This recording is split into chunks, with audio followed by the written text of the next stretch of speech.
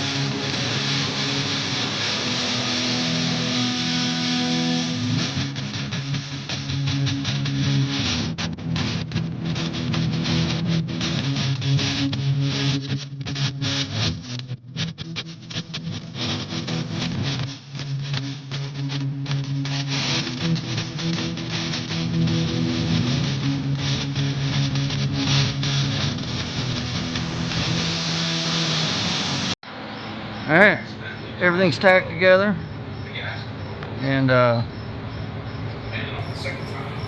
yes, I know those are different lengths. When I'm done, I'll tack everything together a little more before I pull it off, and then I will weld down here. I'll probably weld a couple up here to keep it together, and then once I have all the flanges welded, I will cut everything off the same length and put the collector on.